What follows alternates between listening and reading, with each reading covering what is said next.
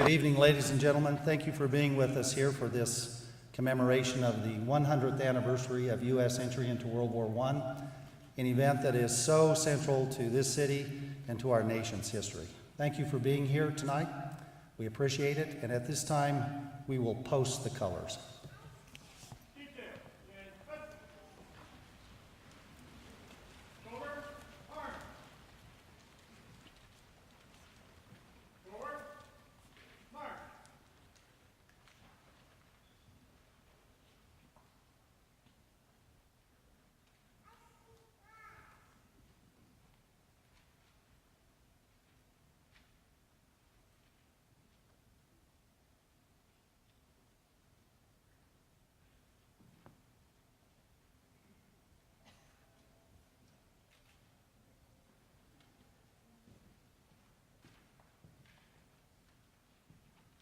Detail. Halt. Post colors.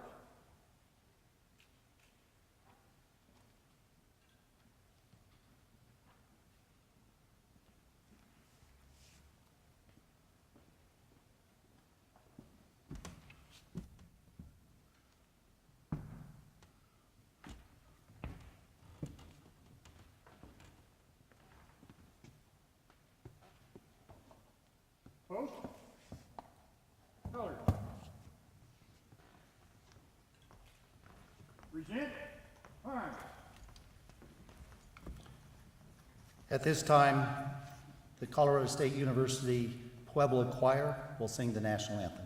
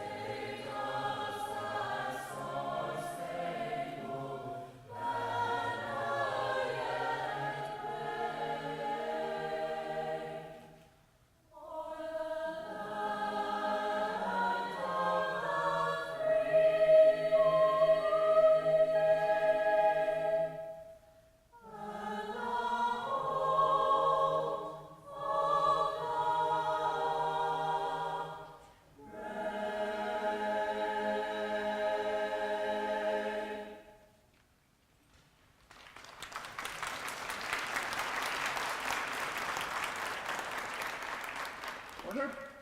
Arms.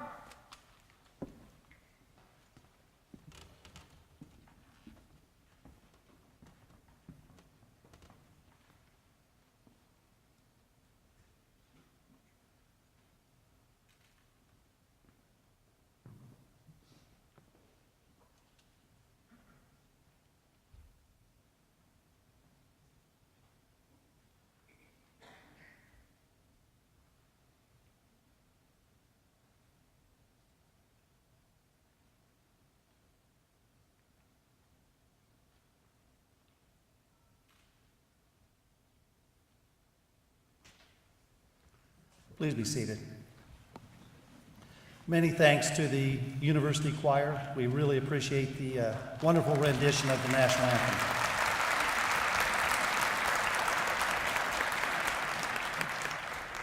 At this time, I'd like to introduce, if she needs any introduction, Maria Sanchez Tucker. She is the manager of Special Collections and Museum Services here at the library. She has been central to this presentation here tonight. It simply could not have been done without Maria, and everybody associated with that feels the same way about it. So again, it's with great pleasure that I introduce to you Maria Sanchez-Tucker.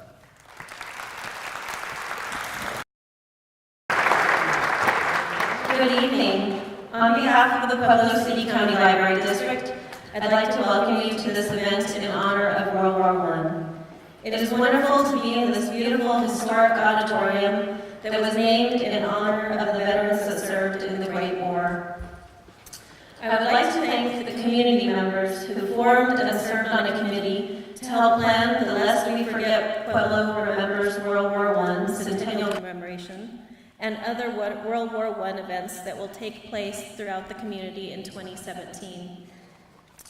The committee consists of Chair Colonel Jeff Chostner, U.S. Air Force retired, myself, Lucille Corsentino, Kathy Bassino from Roselawn Cemetery Foundation, Carla Hendrickson, James Mack McCormick, CW03, United States Marine Corps, Pueblo Wisebroad Aircraft Museum, Walter Eddie Bedlin, Pueblo Veterans Ritual Team, and John Saines, Pueblo Veterans Council. And I'd like to thank the following partners, as this was a truly community partnership. Roselawn Funeral Home and Cemetery, Pueblo Veterans Council, Pueblo Veterans Ritual Team, the Pueblo Wisebroad Aircraft Museum, History Connections of Pueblo, the Steelworks Center of the West, the Pueblo Heritage Museum, Pueblo County Historical Society, CSU Pueblo, the Center for American Values. Also, we had several people help with research throughout this project. Michael Thomason, Clyde Kramer, Ray Brown, Doug Sterner were all important in researching the history of World War I. The Pueblo Fire and Pueblo Police Departments. And I'd like to recognize and thank John Walker, Executive Director of the Pueblo City County Library District, for his support, and the staff of the Library's Special Collections and Museum Services Department who worked on all aspects of this preservation project. With us tonight we have Charlene Garcia Sims, Megan Hedberg, and Crystal Talley.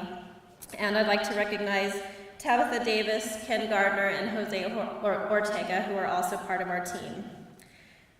In February, the Pueblo City County Library District made a call for photos and memorabilia from the community documenting Puebloans who served in World War I. The library received a tremendous response. We received over 400 contributions of photos and documents from the community of loved ones who had served in World War I. And some of these photos will be shown tonight. The photos were digitized by Jose Ortega and Tammy Moe of the Special Collections Department. And to learn more about Pueblo and World War I and further explore the photos and documents that were donated, please visit the exhibit on the 4th floor of the Rawlings Library in the Info Zone Museum. That will be moved through April, the end of April. You can see the exhibit, so please visit us. In addition to the archives collected at the library, Lucille Corsentino and multiple community volunteers spent countless hours researching World War veterans buried in our local cemeteries.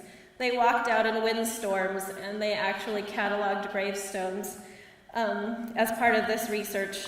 11 World War I veterans were laid to rest with unmarked graves, and they were identified. Lucille reminded me, when we were talking of this, of the motto of the Wounded Warriors organization: the worst casualty is to be forgotten. And with this in mind, Roselawn is working with Congressman Tipton's office and the Veterans Service Officer to acquire government markers for the 11 without the headstones. The public will be invited to a ceremony when the markers are placed, hopefully near Veterans Day this year. And finally, I would like to thank this evening's sponsors that made this program possible. Without them, it wouldn't have been possible. The City of Pueblo, thank you to President of City Council Steve Naraki, the City Council, and City Manager Sam Azad for your support and for sponsoring this event. Also, Concilia and Concilia PC, Jeff and Paula Chostner, the Friends of the Library, and the Pueblo Chieftain. And now I would like to introduce my committee co-chair, Colonel Jeff Chostner, and Pueblo County District Attorney, as he was also a driving force in making this project happen. Thank you.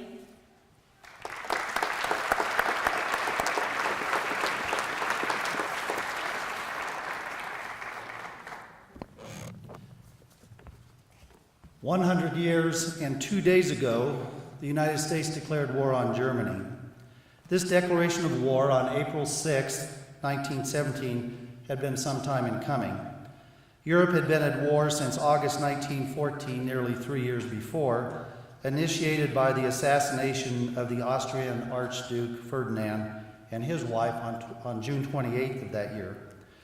The Central Powers of Germany and Austria declared war on Serbia, while the Allied powers of England, France, and Russia came to Serbia's aid. What had been anticipated for a generation, with the myriad alliances that had been founded in Europe over 50 years, and what was called the Great Game, became the Great War. Indeed, one of the most horrific wars in the history of mankind. It was a war that was fought with Napoleonic American Civil War tactics, with pre-World War II weapons, to include gas warfare, which this community continues to address and eradicate to this day. After August 1914, the United States seemed to inevitably drift towards involvement in the European conflict while resisting the idea at the same time. American neutrality became increasingly difficult to maintain as we were philosophically more aligned with the democratic nations of England and France rather than the authoritarian regimes of Germany and Austria. This tilt was enhanced by international acts that continued to push the United States toward the Allies, acts such as submarine warfare conducted by the Germans that resulted in the sinking of the Lusitania and 128 American deaths. After other unarmed Allied ships were sunk, President Wilson threatened to sever ties with Germany. Unrestricted submarine warfare, however, continued despite this warning. In 1916, President Woodrow Wilson ran for re-election on the campaign slogan, "He kept us out of war." In January 1917, British intelligence intercepted messages from the German foreign minister to the German ambassador in Mexico, requesting the ambassador solicit Mexican support for the Central Powers in exchange for return of territories ceded in 1848. Release of this intercept to the press inflamed American public opinion, and it was not reciprocated by the Mexican government. This and German continued sinking of American ships led the president to request a declaration of war against Germany. The resolution for war passed the House of Representatives 353 to 50. For greater detail of this, I would direct you to the Pueblo lore and the wonderful articles written by Judge Robert Ogburn. Thus began the United States entry onto the world stage. All of America's earlier conflicts had been about national establishment or maintenance, continental expansion, or civil war. No prior U.S. conflict had ever been fought essentially outside of the Western Hemisphere. The U.S. entry into World War I brought us to international attention. We are a nation that had never had this same perspective since 1917, though we often look back to our earlier isolationist days with some nostalgia. That has never really been an option since April 1917. We went over there in 1917, and really, we have never come back. Over 9 million combatants died in World War I and 7 million civilians. 53 doughboys, American soldiers, were killed in approximately 6 months of fighting. World War I was the war that destroyed 3 monarchies and significantly altered a 4th. It launched the United States past the British Empire in economic and political predominance in the world. It created the Russian Revolution and established the Jazz Age of the Lost Generation, so clearly depicted in the works of Ernest Hemingway and F. Scott Fitzgerald. And it propelled the Harlem Renaissance, identified with the poetry of Langston Hughes and the music of Louis Armstrong. The U.S. entry into World War I and subsequently Armistice Day, what we refer to now as Veterans Day, are so significant to our nation's history and our national consciousness. It is a war that is frequently overshadowed in importance by World War II, but that conflict was the aftermath of an incomplete peace in 1919. Indeed, World War I and World War II have frequently been referred to as a single war interrupted by a 20-year truce. World War II seems so much closer to us in so many ways. We still have some World War II veterans amongst us, thank God. Much of the filming of that war was in color. The planes, tanks, and ships are familiar to us as a logical extension of the weapons that we use today. The World War I veterans, some of us knew, are gone. Our children and grandchildren never knew them. World War I we view through the jerky black and white film on the History Channel. The uniforms and dress of the ladies is Victorian in nature. While the war was the first major war of the 20th century, it seems as if it was from the 19th. The planes, ships, and tanks look experimental and from a different age. And yet, World War I roams through our consciousness. We know the flat English-styled helmets and the Sam Brown belts and the hat and the ring insignia. We have all gone by the Doughboy statue on Elizabeth Street so often that to some extent he seems to fade into the background, and yet he is there with all of us. We know him, standing tall, representing the best of American military traditions and virtues. He represents the best of American thought and action. The ideals he represents are colorblind and timeless and appeal to every race and ethnicity because they are so basic to human yearnings. The need to live free and express our individuality knows no superficial human boundary, and thus the diversity of the faces and the photos that you will see today and that you view at the exhibit at the library are of every citizen soldier dedicated to every American virtue. The doughboys are all gone before us now. They have fallen like leaves in a winter storm. The last American doughboy died in 2011, but today we remember him. Their photos displayed here and at the library remind us of their youth and enthusiasm, of a robust time in American history when we would go back to the old country and show them the men and women of the new world, to fight a war to end all wars, to make the world safe for democracy. Pueblo was part of that commitment. To the best of our records, over 3,000 men and women either enlisted or were drafted into military service from Pueblo County, and approximately 300 of them paid the ultimate price. Today, we honor them and their efforts on all of our behalves, yea, these many generations later. For as they forged their link in the chain of freedom established in 1776, we do the same with our military struggles today, keeping the faith of democracy and the American experiment alive. We remember them today, lest we forget. Thank you.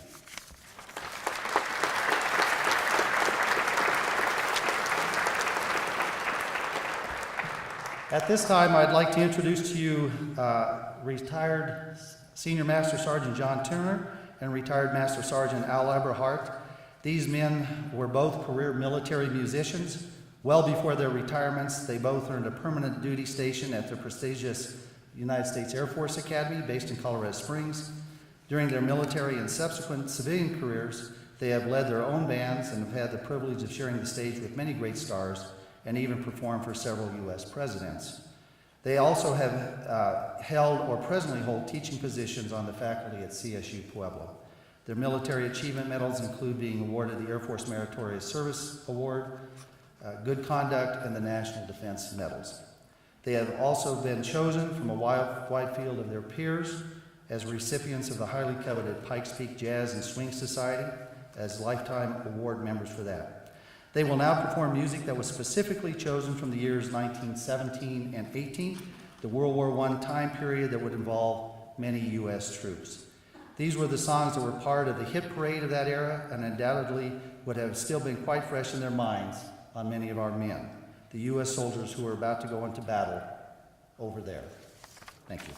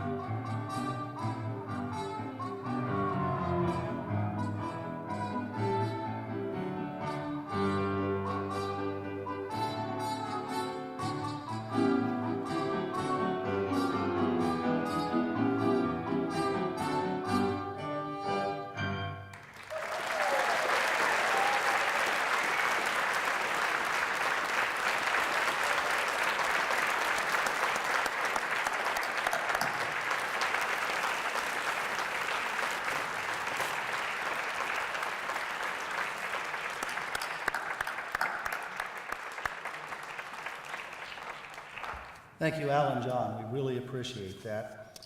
We have with us next Mr. Judd Bankert, and you have his biography in the program, so I'm not going to go over that. But he will be coming to us as President Woodrow Wilson. And many of you know this was the site of Woodrow Wilson's last speech. So we are very pleased to have Woodrow Wilson back in Pueblo with us tonight. Woodrow Wilson was the 28th President of the United States. He was born in 1856 in Staunton, Virginia. Tommy, as he was called, was barely a year old when his family moved to Augusta, Georgia. He would live there in his early teens when the Wilson family moved later to Columbia, South Carolina. Wilson briefly attended Davidson College and later transferred to Princeton University, graduated with the class of 1879. He attended the University of Virginia Law School and later received a PhD from Johns Hopkins University. Now going by his middle name, Woodrow, he began his teaching career. He married Ellen Axton in June 1885, and the couple had 3 daughters. In 1888, Wilson joined the faculty at Wesleyan University. In 1890, he was invited to return to Princeton as a professor of jurisprudence and political economy. He went on to become president of Princeton University in 1902, and then governor of New Jersey for 1 term. Wilson was elected President of the United States in 1912 and re-elected in 1916. After Ellen died in 1914, he married Edith Bowling Galt, a widow, in December of 1915. He is the only president to have been married twice while in the White House. As president, Wilson was responsible for many social and economic reforms, including the passage of the Federal Reserve Act, the Child Labor Reform Act, and legislation to support unions to ensure fair treatment of working Americans. Under his administration, there were 4 amendments to the Constitution that were passed.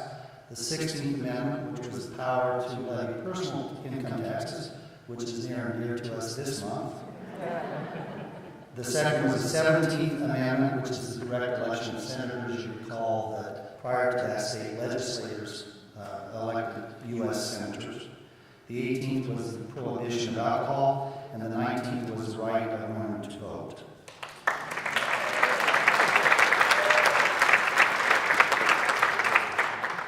Wilson is best remembered for his leadership during World War I and his attempt to establish the League of Nations. At the Paris Peace Conference, Wilson proposed 14 points as the basis of the peace treaty. The final treaty of Versailles included many of Wilson's ideas, but the treaty was voted down by Congress, and the United States never joined the League of Nations. While touring the country in 1919 to boost public support for the League, Wilson fell ill from exhaustion, and here in Pueblo, suffered a stroke from which he never fully recovered. After leaving office in 1921, Wilson and his wife moved to a private residence in northwest Washington, D.C., a house, if you ever get back to Washington, you should tour it. It is a wonderful recreation in many ways of the White House. He died there at the age of 67 in February 1924. So it is with great pleasure that I bring to you, back in Pueblo once again, the former President of the United States, Woodrow Wilson.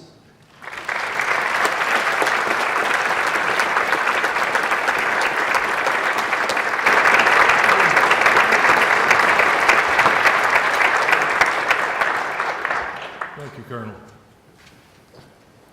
Good afternoon. My name is Judd Bankert. I'd like to start by thanking the Pueblo City County Library and all the other sponsors who helped bring me out here from Stanton, Virginia, the birthplace of Thomas Woodrow Wilson and the home of the Woodrow Wilson Presidential Library and Museum. I'd like to invite all of you to come visit us in Virginia, the home of 5 presidents, and while you're there, I hope you will come to Stanton and visit the 28th President's birthplace. It's a real thrill for me to be here on the stage where the President made his last public address. It is only in the light of history that we can fully understand what is happening today. That is not because history repeats itself, which it never wholly does. It is because the events of today are rooted in those of yesterday. We add new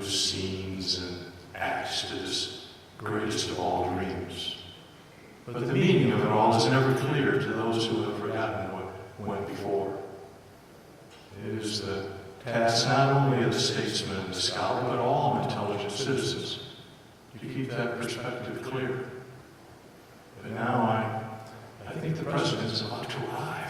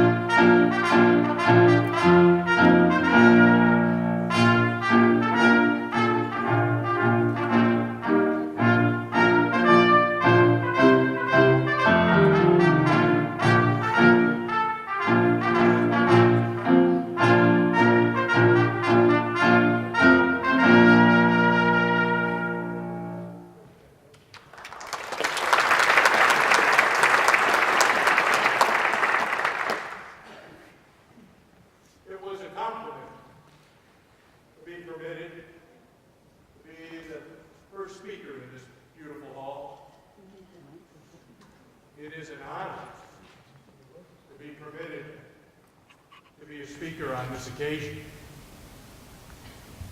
When I look out upon you, I am reminded of one of the advantages of this hall is that you are not too far away from me. There is nothing so reassuring to men who are trying to express the public sentiment and being in real personal contact with their fellow citizens. As I have traveled across this country, again and again, the mothers who have lost their sons in France have come to me, taken my hand, and wept tears upon it. And more than that, they have said to me, "God bless you, Mr. President." Why, my fellow citizens, would they call down God's blessing on me? I had asked Congress of the United States to create the situation that had led to their son's death. I had ordered their sons overseas. I consented to having their sons put in the most difficult parts of the battlefield where death was certain. Why would they weep upon my hand? Call down the blessings of God upon me? Because they believe that their sons saved the liberty of the world. They believe that their son's death was for something that vastly transcends any of the immediate and palpable objects of war. They believe their sons died for the things which we have always carried nearest our hearts, for democracy, for the right of those who submit to authority to have a voice in their own governments, for the rights and liberties of small nations, for universal dominion of right by such a concert of free peoples that shall bring peace and safety to all nations and make the world itself at last free. To such a task, they dedicated their lives, everything they were, everything they had, with the pride of those who knew that the day had come when America was privileged to spend her blood and her might for the principles that gave her birth and happiness and the peace which she had treasured. Let me share some frightful facts with you. I've written them down to make sure I report them properly. The list of suffering is almost incomprehensible. Men killed or missing in battle. Germany, 1,800,000. Russia, 1,700,000.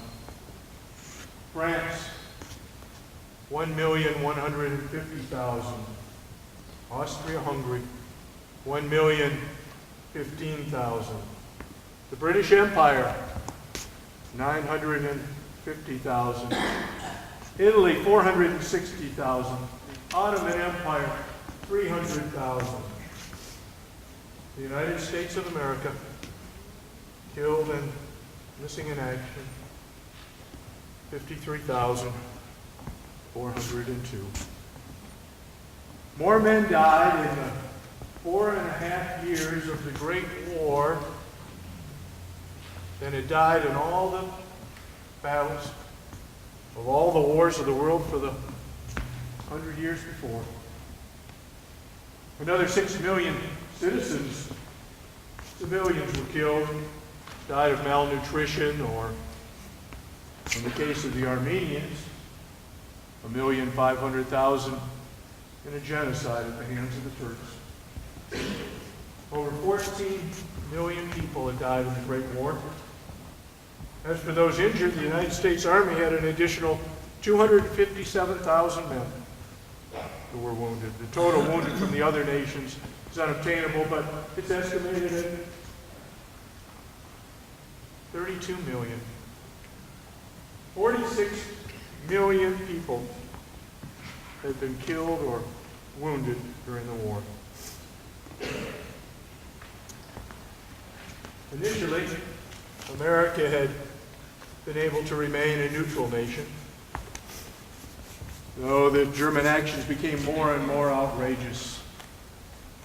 Then on January 31st, 1917, they announced that they were resuming their campaign of unrestricted submarine warfare, sinking without warning civilian and passenger ships, neutral or belligerent. And then, a month later, the country learned that Germany had attempted to form an alliance with Mexico, promising the Mexican government financial and military aid and the return of the lost territories of Texas, New Mexico, Arizona, and southern Colorado, if Mexico would agree to attack our southern borders if America and Germany went to war. The situation had become intolerable. On April 2nd, 1917, I went before a joint session of Congress and asked for a declaration of war against the Imperial German government. 4 days later, on April 6, 1917, that resolution was passed. I signed it, and America had entered the Great War. Our allies, France, Great Britain, Italy, Russia, were exhausted after 3 years of war. But they would have to hold on for almost another year till we could raise an army of 2 million men, train them, equip them, and transport them to Europe. It would be that army in the summer of 1918 that would lead the last final assault against the German Western Front. On the 11th hour, the 11th day of the 11th month of 1918, the guns fell silent. The German authorities, who had, at the invitation of the Supreme War Council, been in communication with Marshal Foch, had accepted and signed the terms of armistice which he had been authorized and instructed to communicate to him. The war thus came to an end, for having accepted these terms of armistice, it would be impossible for the German command to resume it. It was not then possible to assess the full consequences of this great consummation. We knew only that that tragic war, whose consuming flames had swept from one nation to another until the whole world was on fire, was at an end. And then it had been the privilege of our own people to enter at its most critical junction in such fashion and in such force as to contribute in a way of which we were all deeply proud of the great result. We knew, too, that the object of the war had been obtained, the object upon which all free men had set their hearts, and attained with a sweeping completeness which even then we could not realize. Armed imperialism, such as the men who had been but yesterday the masters of Germany, was at an end. Its illicit ambitions engulfed in black disaster. Who would seek to revive it? The arbitrary power of the military caste of Germany, which once could secretly and of its own single choice disturb the peace of the world, had been discredited and destroyed. And more than that, much more than that had been accomplished. The great nations which had associated themselves to destroy it were now definitely united in the common purpose of setting up such a peace as would satisfy the longing of the whole world for disinterested justice, embodied in settlements that were based on something much better and much more lasting than the selfish competitive interests of powerful states. There was no longer conjecture as to the object the victors had in mind. It was their avowed and concerted purpose to satisfy the weak, as well as to accord their just rights to the strong. For with the fall of the ancient governments, which had rested like an incubus upon the peoples of the Central empires, had come political change, not merely, but revolution. The people who had just come out from underneath the yoke of arbitrary government and were coming at last into the light of their freedom would never find the treasures of liberty they were in search of if they looked for those by the light of the torch.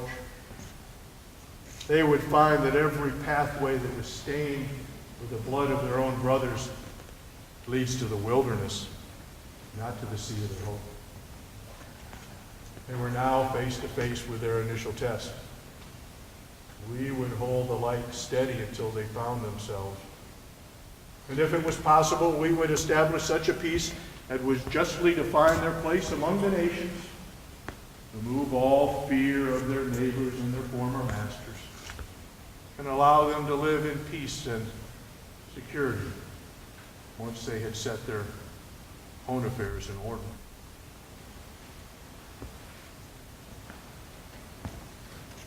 To conquer with arms is to make only a temporary conquest. To conquer the world by earning its esteem is to make a permanent conquest.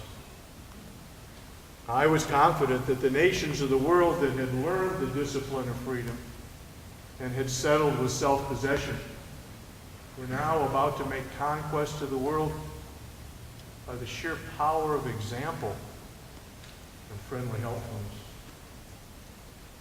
1 month after the armistice was signed, I would sail to Europe to lead the American delegation to the Paris Peace Conference. 6 months later, we would return with what would be known as the Treaty of Versailles. The treaty contained many of the provisions we had called for when America entered the war. And out of the shattered remnants of the Central Empires, the nations of Germany, Hungary, Austria, and Turkey had been reconstituted. And based on the principle of self-determination, the new nations of Poland, Finland, Latvia, Estonia, Lithuania, Czechoslovakia, and Yugoslavia had been created. And the peoples who had been little more than vassals under Turkish rule in the Ottoman Empire were promised the opportunity for self-actualization and eventual independence.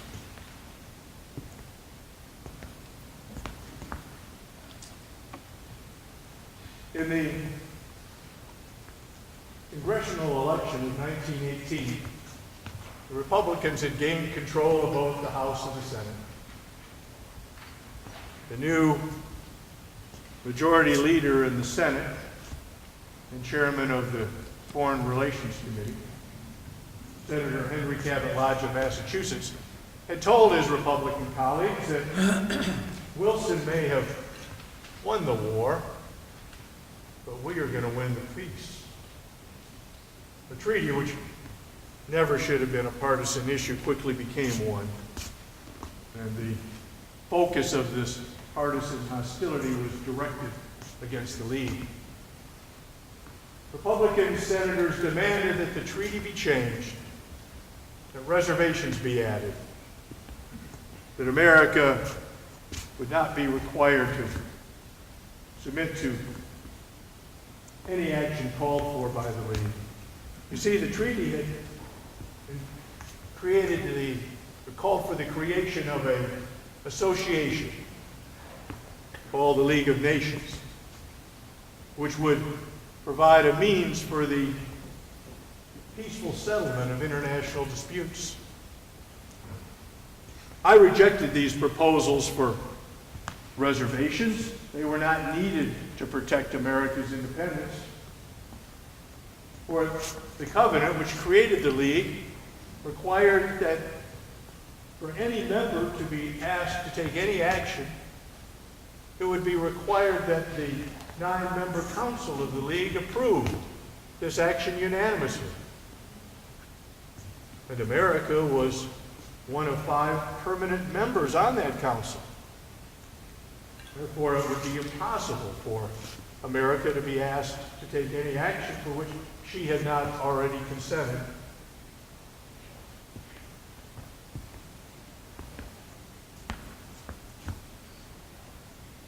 I was convinced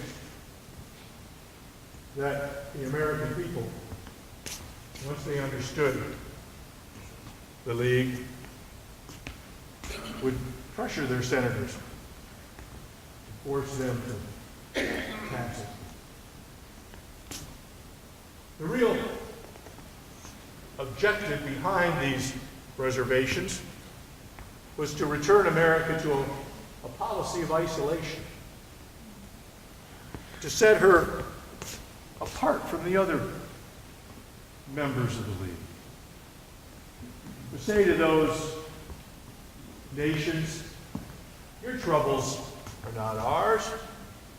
We can stand apart and take care of ourselves. But if we are to stand apart and be the jealous rivals of the rest of the world, we will have to do something else. We will have to be physically ready for anything that might come. We'll have to have a great standing army. We will have to become a military nation. And you know what the effect is of a military nation. Vast amounts of national wealth will have to be spent not on strengthening our citizens, not on enriching their lives, not on setting them free to reach their full human potential, but to maintain a gigantic military machine, to become a military nation. And you know that no nation can remain free that is a military nation, because eventually it will have to fall under military orders. I decided to take my plea to the American people. On September 3rd, 1919, I boarded a special presidential train in Washington to take me on a month-long speaking tour across the nation in support of the League. I began in the Midwest. The crowds became larger and larger as I traveled across the northern plains. I spoke to thousands when I got to the Pacific Northwest and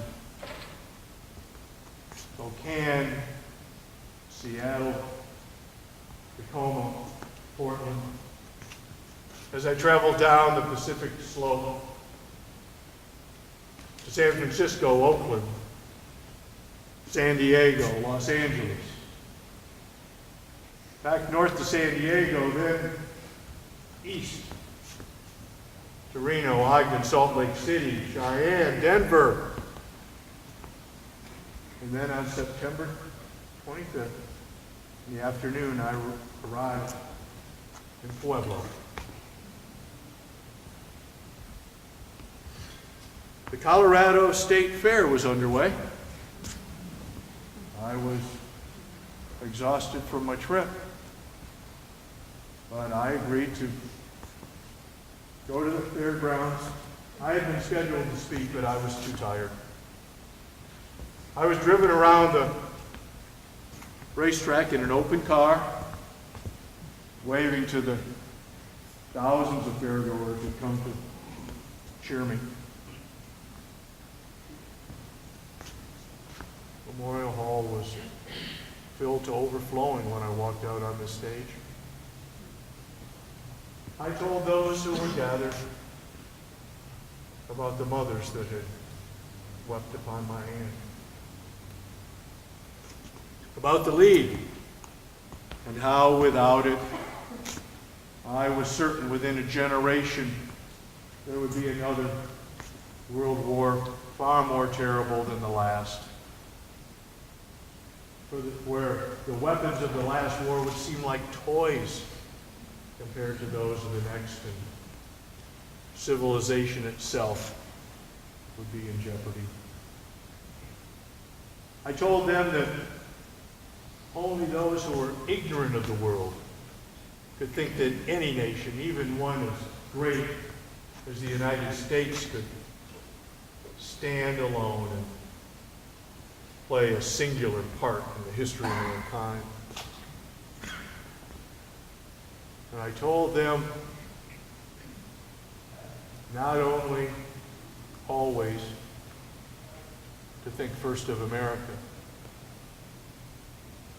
but to also always think first of humanity. You do not love humanity if you seek to divide humanity into jealous camps.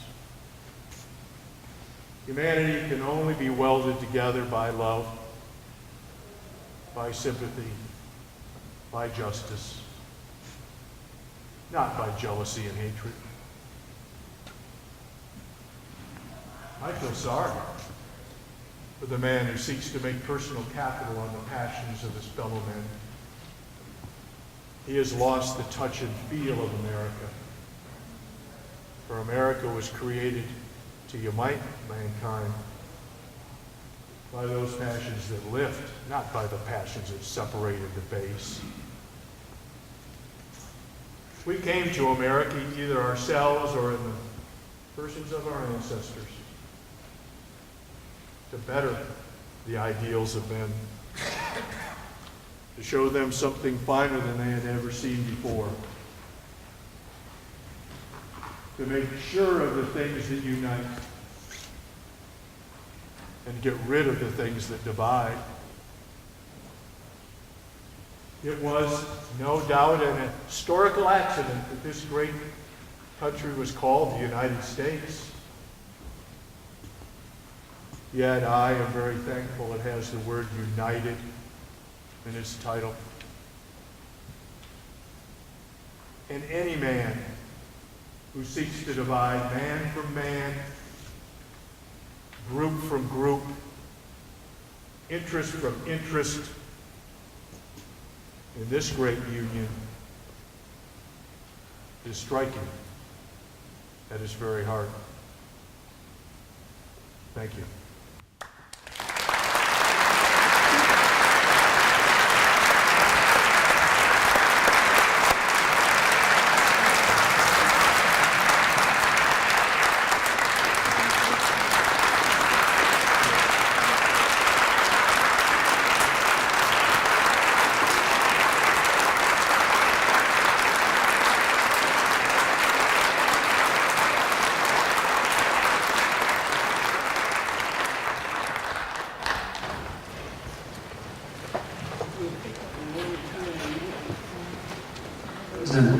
The President has allowed us to ask him a few questions.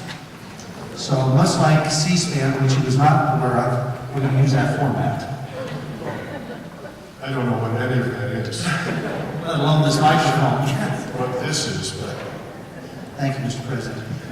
You've lived in many states. Which state do you call home and why? Virginia, where I was born, is home. My mother was a daughter of a Presbyterian minister, and of course my father was. That could be a very nomadic lifestyle. My mother actually was born in England. Came over with her family, initially in Canada and Ohio. She was determined that both myself and my two sisters and my younger brother had a sense of home. And they had lived for a number of years in Stanton, Virginia before I was born, and made many friends. So I had always been told that Stanton was where I was from, and we returned many times to visit. My mother made a friendship with a woman who was running a women's seminary at one by the name of Baldwin College, and I was named after her. And I went to the University of Virginia Law School, and it was very convenient to come over to Stanton with many classmates of mine who were anxious to visit the women's seminary in Stanton as well. So much so that actually one of the professors wrote and warned my father that I was not attending my academics as much as I should. I was spending too much time at Stanton. But the first Woodrow Wilson for president, well, was formed in Stanton. And anyone who has any chance of being able to claim Virginia as home would be a fool not to. Thank you, sir. You were born in 1856. What are some of your earliest childhood memories? I think oftentimes your earliest memories sometimes can be of something that scares you. Mine was. First memory I have was when I was about 4.5 years old. I was playing in the front yard of the Manx in Augusta, Georgia. And I ran to the fence because there was this terrible commotion in the street. Men were running up and down, wagons with law enforcement on horseback, and they were shouting at Lincoln had been elected president and it meant war. I had no idea what any of that meant, but there was a sense of fear and excitement that I hadn't seen before, so I ran to my father and hugged him and asked him what was happening. I was scared, and that's the first memory I had. Speaking of your father, you had mentioned that he was a minister, I believe he was a Presbyterian minister. What did he think of you going into politics? Well, my father had passed, both my parents had passed away before I got involved at all in politics. I was still president of Princeton. That makes me think of a story. I once heard of a country preacher who was anxious about what direction his adolescent son might take in life. And the boy had little interest in the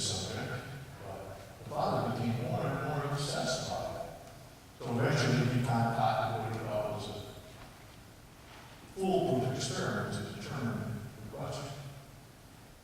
He went up into the boys' room, and while the boy was off to school, and laid 3 objects on the boy's desk: a Bible, silver dollar, and a bottle of whiskey. And he whispered to himself, "Now, if my son, when he comes home and picks up the Bible, he'll be a preacher like me, and that will be the glory of God. If he picks up the silver dollar, he'll be a businessman, and there is no shame in that. But if he picks up the bottle of whiskey, and I really does, he'll be a drunkard, or the tragedy that would be." So the father went behind the door and waited. He didn't have to wait long before he heard this screen door slam and footsteps as his son hit every other tread as he bounded upstairs. The boy walked into the room, threw his books out of bed, turned to leave, and as the father was watching him through the cracked door, turned and went over to the desk, noticing the 3 items. He first picked up the Bible and put it under his arm. He took the silver dollar and put it in his pocket. Then he picked up the bottle of whiskey, inspected it carefully, pulled off the cork, and took a big bowl. God help us small preacher. He's going to be a politician.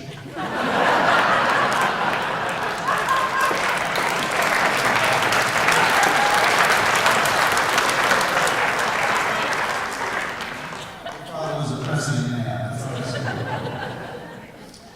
Mr. President, as you know, you're here because this is the anniversary of the U.S. Declaration of War Against Germany.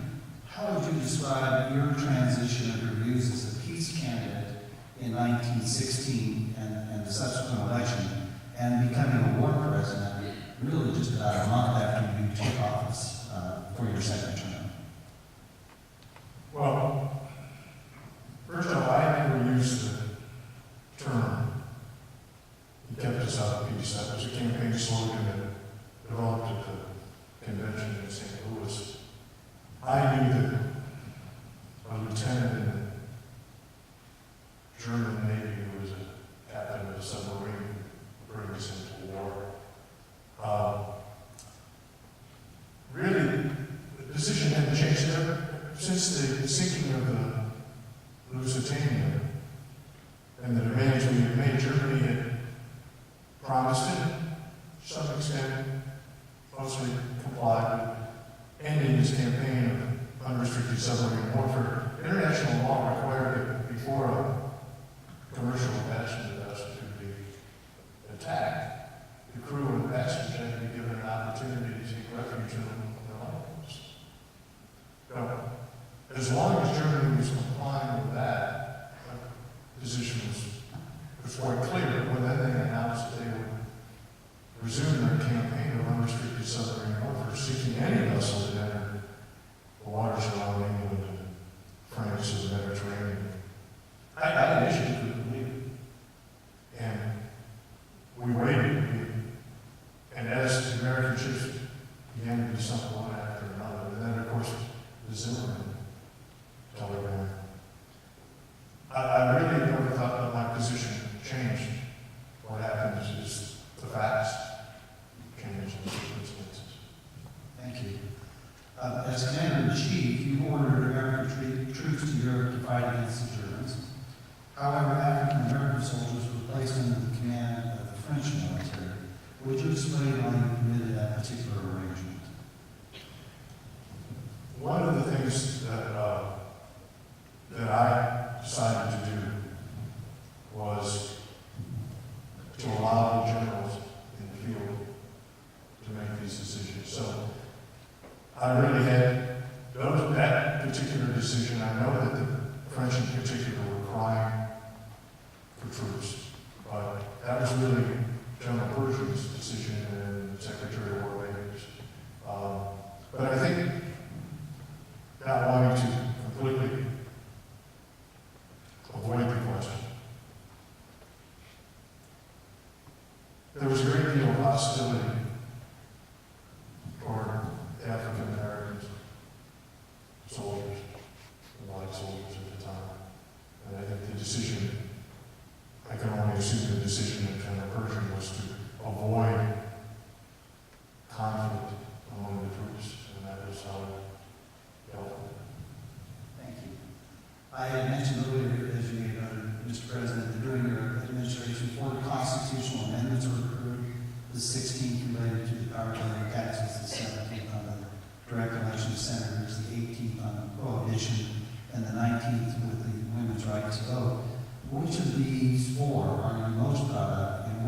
you anticipate would have the greatest effect on American society?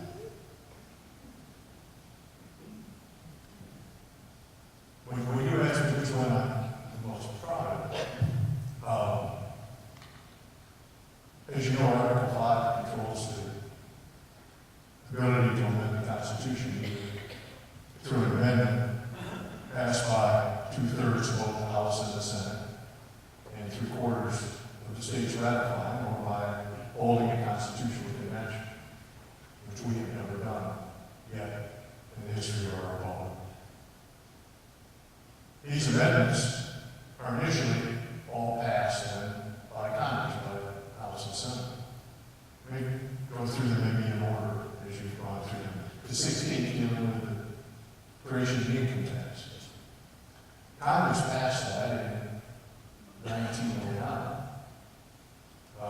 I was not president nor a member of Congress or Senate. As a matter of fact, the Republican Party held a significant, I think it was almost 30-seat majority in the Senate and 50-seat majority in the House.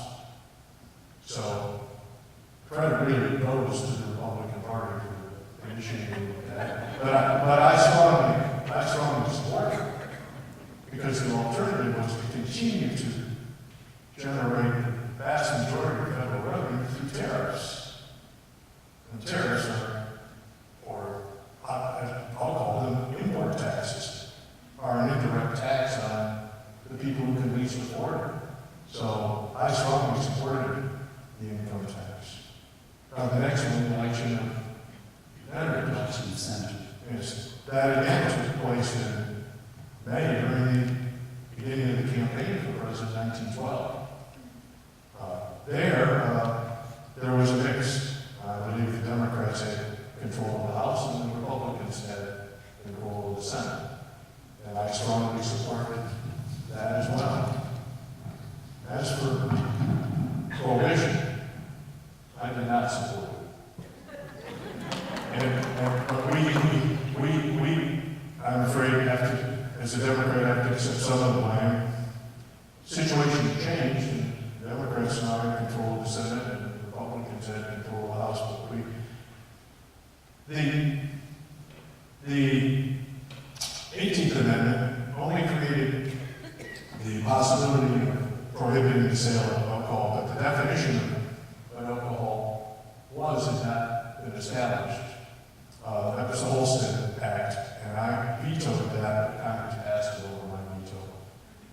I ended up, how embarrassing, I ended up asking for special dispensation to be able to transport just a few barrels of whiskey I had in the White House down to my home on S Street after I retired. The last one we mentioned was instituted while I was president. Again, I have to give my hats off to the Republicans. They were in control of both the House and Senate. I strongly supported that one. Which one would have the most effect? Well, I really cannot say it. I'll leave history to describe that. But 3 out of 4, I think, were all good things for the country. Thank you, sir. As you know, Pueblo has a strong industrial and labor history. You were president during the Pueblo disturbances of 1914. Can you describe your role in that controversy and explain the actions that you took with regard to the Pueblo strike? The Pueblo strike was a horrible shock to the nation. For me, at the moment that took place, I was also involved in trying to resolve an international issue. The Marines had landed in Veracruz to take control of that port after an incident where some of our sailors had been captured and held by the Mexican government. But as that incident cleared, I got some telegrams specifically from the labor leaders out there describing what was happening. I eventually sent federal troops to regain control of the situation. I think a number of I say, hired enforcers who had put on militia uniforms from the steel, the industrial operators, eventually were arrested, I believe.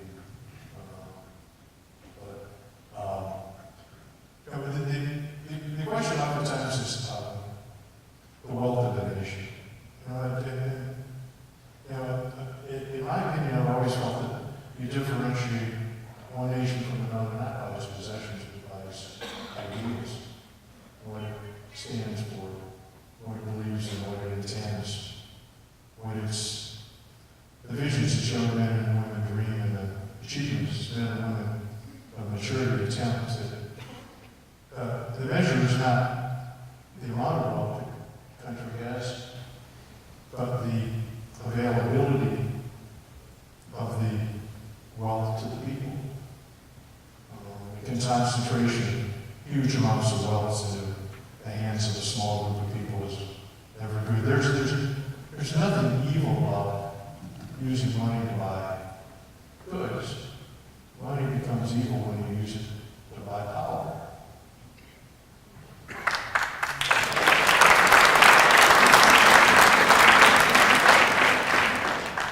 Mr. President, you've been very indulgent with us. Just two more questions, if I could, sir. First, I would note that we've had several national presidents, Andrew Jackson and Buchanan come to mind, but I believe you're the only president to have had two wives while serving as president. Not at the same time. No. Would you please describe your two wives, the circumstances of your marriage, and maybe a little bit on your second wife and how she assisted you later in your administration?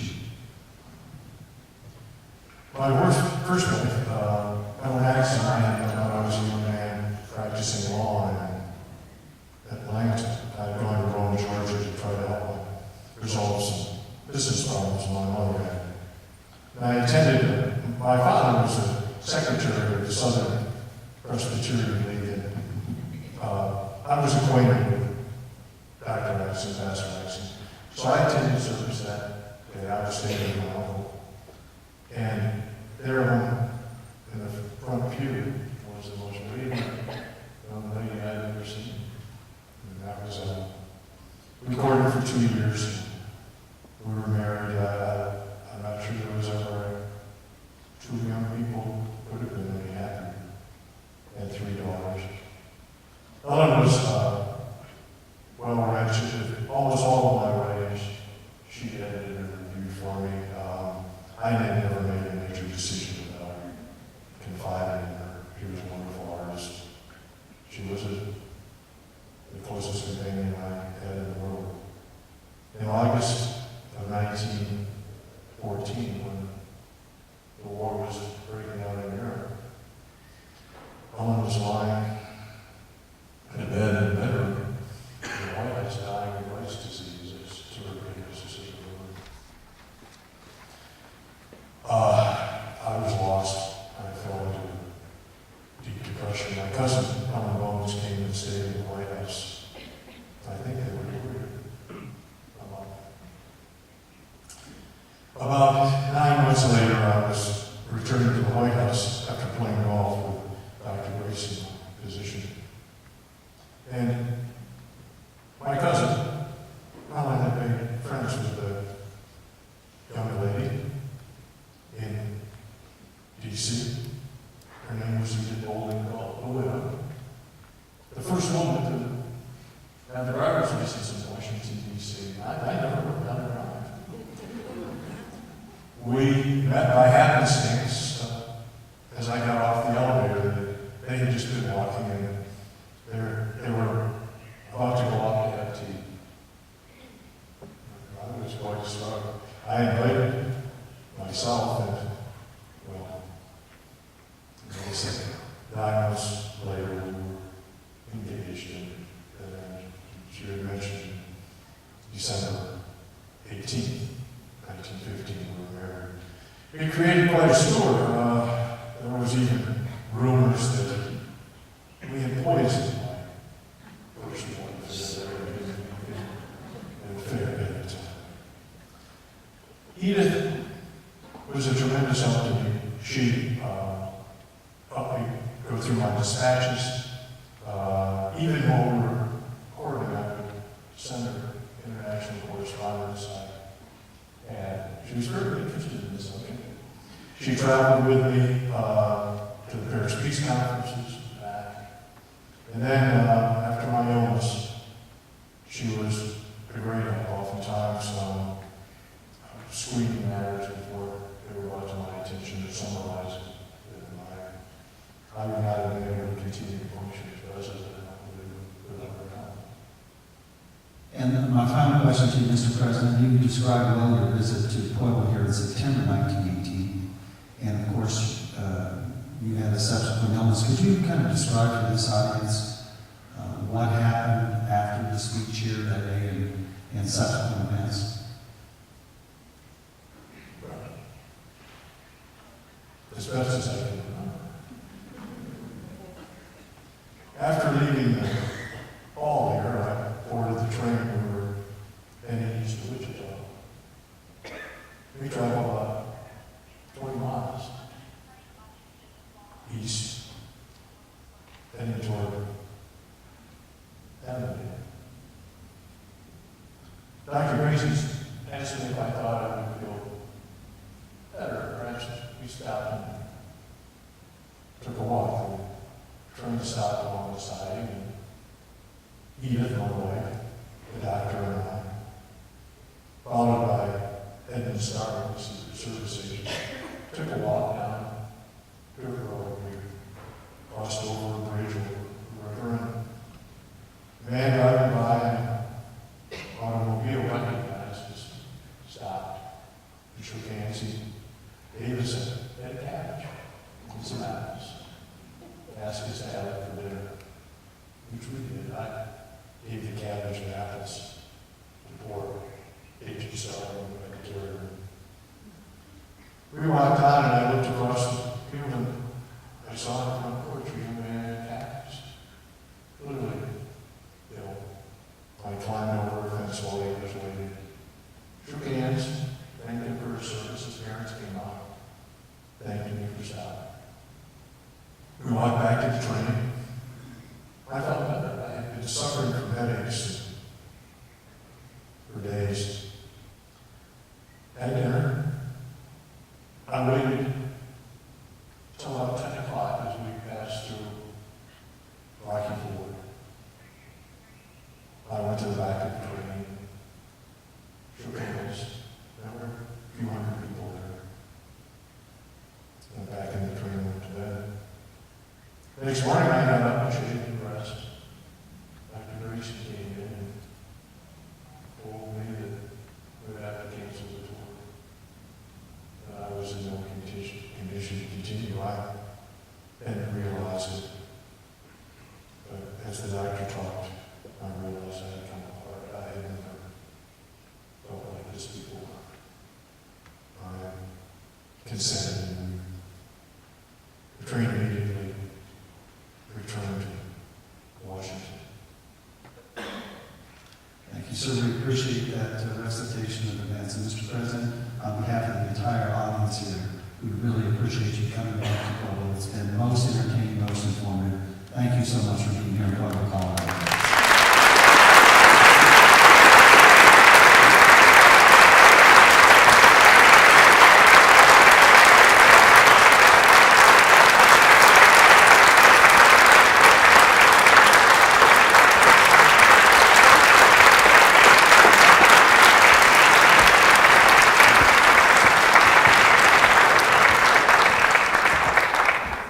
At this time, Al and John are going to do a salute to the services. And as your service tune is played, would you please stand?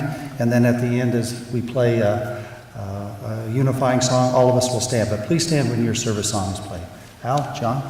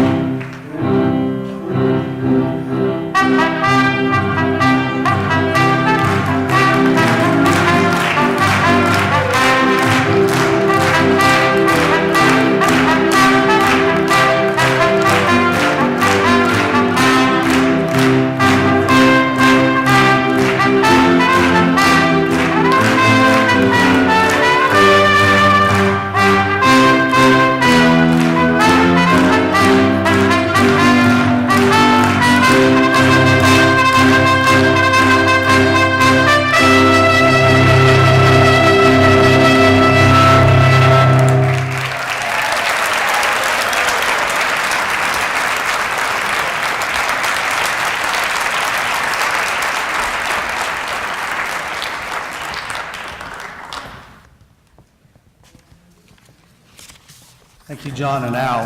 At this time, Maria and I are honored to read the names of those who were killed in action in World War I from here in Pueblo County.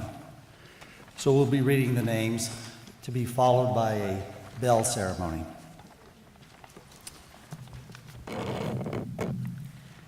Phoebe Allen, Carney Barnhart, Hugh Edward Barrett, Willifred Beauvais, Earl Henry Becker, Walter Bennett, Alan C. Blackburn, Amos Blair, John Brown, Robert Joseph Bryan, Earl Perdue, Edward Bouchon, James Butt, J. Francis Carney, Charlie Cassidy, Roy D. Cheney, Sabatonio Ciccone, Earl Clark, Thomas Collins, Charles Conway, Paul Criswell, Collins Alwyn Crow, Philip Kucha, James Elva Cummings, Harold Davidson, Henry Davis, Ora Dean, Neil Deaton, Michelle D. Chicoco, Harold DeHaan, George D. Herrera, Howard Dickerson, Clyde Duffy, Sumter Dutcher, Mir Epstein, Alma M. Erickson, Daniel Fenton, Arthur Flynn, Henry Ford, Clyde Foster, Samuel Gaddy, Edmund Glenn, Joseph Gordana, James Gray, Joseph Guardian, Albert Grieve, Hugh Hamill, Christian Hahn Haas, Ray Hall, Joe M.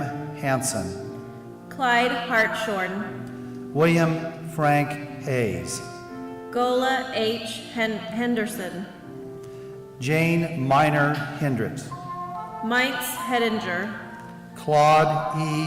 Hubach, Fred Hofferth, Leroy Homsher, Andrew M.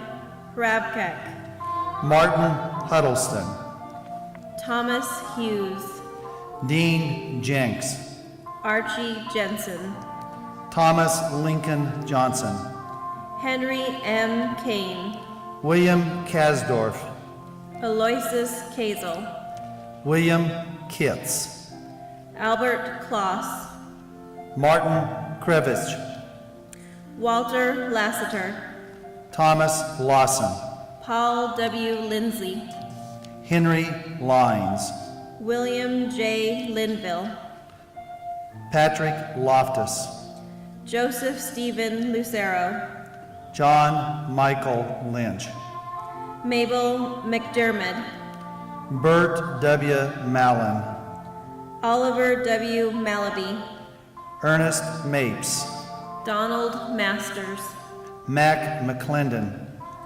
Hugh McCrary, Charles E. McFarland, Michael J. McNamara, Jat Joseph Maley, A.R. Mercer, Charles Thatcher Merriam, Felix A. Miller, Fred E. Morin, William R. Mosher, Delano L. Mullen, Arthur Murray, Leslie Newton, Moody Nicholson, Albert Oakley, Bernard Pearson, Victor Peterson, Earl Pope, Alvin L. Prater, Robert Quinn, T. Virgil Radcliffe, George Rafferty, Irving Reed, James Reed, Francois Riviere, Charles Rieger, Jose Salazar, William R. Sands,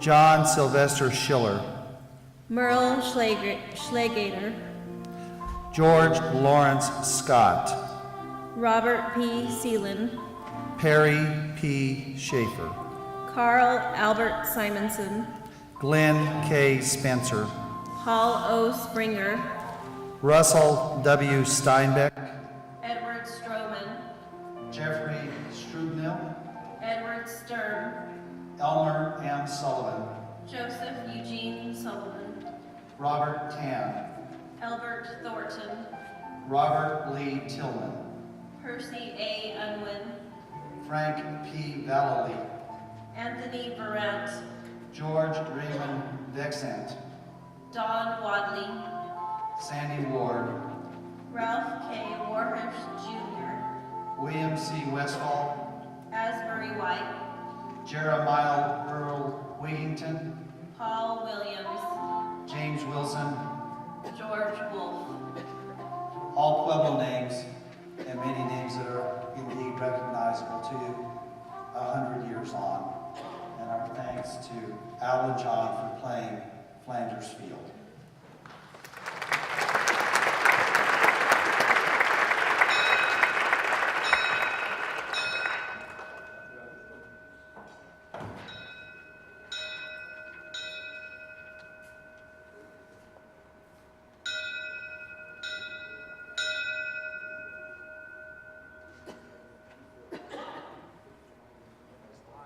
We will have the firing of the volleys